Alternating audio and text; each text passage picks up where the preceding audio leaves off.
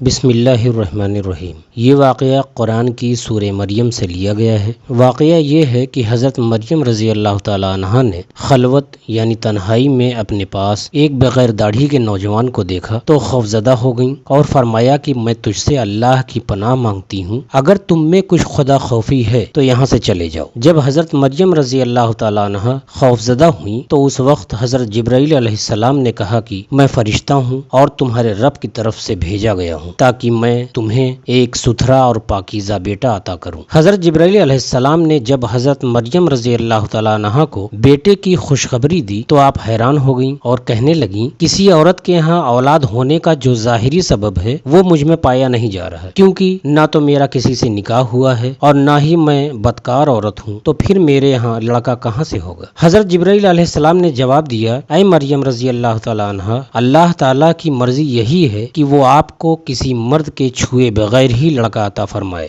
اور آپ کے رب نے فرمایا ہے کہ آپ کو بغیر باپ کے بیٹا دینا میرے اوپر بہت آسان ہے، کیونکہ میں وجہ اور وسیلہ کا محتاج نہیں ہوں، اور آپ کو اس طرح بیٹا دینے میں ایک حکمت یہ ہے کہ ہم اسے لوگوں کے لیے نشانی اور اپنی قدرت کی ایسی دلیل بنا دیں جس پہ کوئی شک و شبہ نہ ہو، اور ان لوگوں کے لیے اپنی طرف سے ایک رحمت بنا دیں جو اس کے دین کی پیروی کریں اور اس پر ایمان لائیں، اور یہ ایسا کام ہے جس کا اللہ تعالیٰ کے علم میں فیصلہ ہو چکا ہے، جو کہ اب نہ رد ہو سکتا ہے اور نہ بدل سکتا ہے۔ جب حضرت مریم رضی اللہ تعالیٰ عنہا کو اطمینان ہو گیا اور ان کی پریشانی جاتی رہی تو حضرت جبرائیل علیہ السلام نے ان کے گریبان میں یا آستین میں یا دامن میں یا منہ میں دم کیا، اور آپ رضی اللہ تعالیٰ عنہا اللہ تعالیٰ کی قدرت سے اسی وقت حاملہ ہو گئی۔ جب حضرت مریم رضی اللہ تعالیٰ عنہا کو حمل کے آثار ہوئے تو اللہ نے حضرت مریم رضی اللہ تعالیٰ عنہا کو الہام کیا کہ وہ اپنی قوم سے علیحدہ چلی جائیں، اس لیے وہ بیت اللحم میں چلی گئیں۔ منقول ہے کہ سب سے پہلے جس شخص کو حضرت مریم رضی اللہ تعالیٰ عنہا کے حمل کا علم ہوا وہ ان کا چچا زاد بھائی یوسف نجاش تھا، جو مسجد بیت المقدس کا خادم تھا اور بہت بڑا عبادت گزار تھا۔ اس کو جب معلوم ہوا کہ حضرت مریم رضی اللہ تعالیٰ عنہا حاملہ ہیں تو اسے نہایت حیرت ہوئی۔ وہ چاہتا تھا کہ حضرت مریم رضی اللہ تعالیٰ عنہا پر تہمت لگائے، لیکن ان کی عبادت و تقوی، ان کا ہر وقت کا حاضر رہنا اور کسی وقت غائب نہ ہونا یاد کر کے خاموش ہو جاتا تھا، اور جب حمل کا خیال کرتا تو ان کو بری سمجھنا مشکل معلوم ہوتا۔ بالآخر اس نے حضرت مریم رضی اللہ تعالیٰ عنہا سے کہا کہ میرے دل میں ایک بات آئی ہے، ہر چند چاہتا ہوں کہ زبان پر نہ لاؤں، مگر اب صبر نہیں ہوتا ہے، آپ اجازت دیجئے کہ میں کہہ گزروں تاکہ میرے دل کی پریشانی رفع ہو۔ حضرت مریم رضی اللہ تعالیٰ عنہا نے کہا کہ اچھی بات کہو۔ تو اس نے کہا کہ اے مریم رضی اللہ تعالیٰ عنہا، مجھے بتاؤ کہ کیا کھیتی بغیر بیج کے اور درخت بغیر بارش کے اور بچہ بغیر باپ کے ہو سکتا ہے؟ حضرت مریم رضی اللہ تعالیٰ عنہا نے فرمایا کہ ہاں، کیا تجھے معلوم نہیں کہ اللہ تعالیٰ نے جو سب سے پہلے کھیتی پیدا کی وہ بغیر بیج ہی کی پیدا کی، اور درخت اپنی قدرت سے بغیر بارش کے اگائے؟ کیا تو یہ کہہ سکتا ہے کہ اللہ تعالیٰ پانی کی مدد کے بغیر درخت پیدا کرنے پر قادر نہیں؟ یوسف نے کہا، میں یہ تو نہیں کہتا، بے شک میں اس کا قائل ہوں کہ اللہ ہر شے پر قادر ہے، جسے کن فرمائے وہ ہو جاتی ہے۔ حضرت مریم رضی اللہ تعالیٰ عنہا نے کہا کہ کیا تجھے معلوم نہیں کہ اللہ تعالیٰ نے حضرت آدم علیہ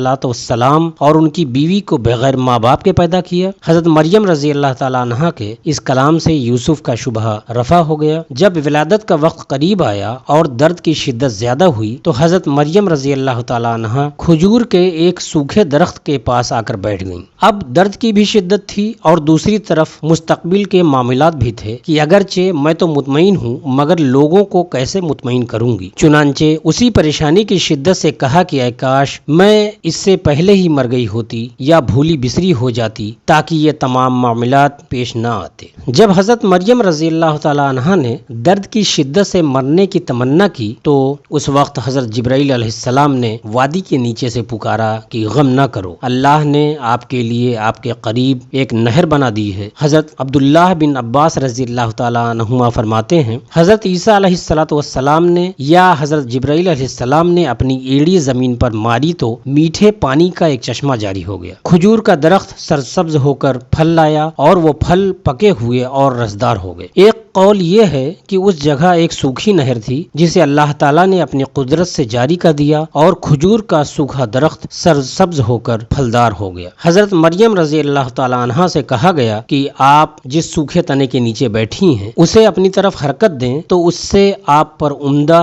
اور تازہ پکی ہوئی کھجوریں گریں گی۔ سورہ مریم آیت نمبر 26 کا خلاصہ یہ ہے کہ حضرت مریم رضی اللہ تعالیٰ عنہا سے فرمایا گیا کہ آپ کھجوریں کھائیں اور پانی پئیں اور اپنے فرزند حضرت عیسیٰ علیہ السلام سے اپنی آنکھ ٹھنڈی رکھیں۔ پھر اگر آپ کسی آدمی کو دیکھیں کہ وہ آپ سے بچے کے بارے میں دریافت کرتا ہے تو اشارے سے اسے کہہ دیں کہ میں نے آج رحمان کے لیے روزہ کی نظر مانی ہے، تو آج ہرگز میں کسی آدمی سے بات نہیں کروں گی۔ حضرت عیسیٰ علیہ السلام کی ولادت کے بعد حضرت مریم رضی اللہ تعالی عنہا انہیں اٹھائے ہوئے اپنی قوم کے پاس آئیں۔ جب لوگوں نے حضرت مریم رضی اللہ تعالی عنہا کو دیکھا کہ ان کی گود میں بچہ ہے تو وہ روئے اور غمگین ہوئے، کہنے لگے اے مریم، بے شک تم بہت ہی عجیب و غریب چیز لائی ہو۔ اے ہارون کی بہن، نہ تو تیرا باپ عمران کوئی برا آدمی تھا اور نہ ہی تیری ماں حنا بدکار عورت تھی، تو پھر تیرے ہاں یہ بچہ کہاں سے ہو گیا؟ جب لوگوں نے حضرت مریم رضی اللہ تعالی عنہا سے تفصیل پوچھنی چاہی تو چونکہ آپ رضی اللہ تعالی عنہا نے اللہ تعالیٰ کے حکم سے چپ کا روزہ رکھا ہوا تھا، اس لیے آپ نے حضرت عیسیٰ علیہ السلام کی طرف اشارہ کر کے کہا کہ اگر کچھ پوچھنا چاہتے ہو تو اس بچے سے پوچھ لو، یہ جواب دے گا۔ اس پر لوگوں کو غصہ آیا اور انہوں نے کہا کہ جو بچہ ابھی پیدا ہوا ہے وہ کیسے ہم سے بات کرے گا؟ کیا تم ہم سے مذاق کر رہی ہو؟ یہ گفتگو سن کر حضرت عیسیٰ علیہ السلام نے دودھ پینا چھوڑ دیا اور بائیں ہاتھ پر ٹیک لگا کر لوگوں کی طرف متوجہ ہوئے اور سیدھے ہاتھ مبارک سے اشارہ کر کے بات کرنا شروع کی۔ تو یہ تھا واقعہ حضرت عیسیٰ علیہ السلام کی پیدائش کا۔ تفصیل کے لیے سورہ مریم ترجمہ بعد تفسیر پڑھیے۔ اللہ رب العزت ہم سب کو قرآن کریم ترجمہ بعد تفسیر پڑھنے کی توفیق عطا فرمائے۔ آمین آمین آمین۔ آپ اپنا خیال رکھیں، نماز وقت پر ادا کرتے رہیں۔ اللہ حافظ، اللہ حافظ، اللہ حافظ۔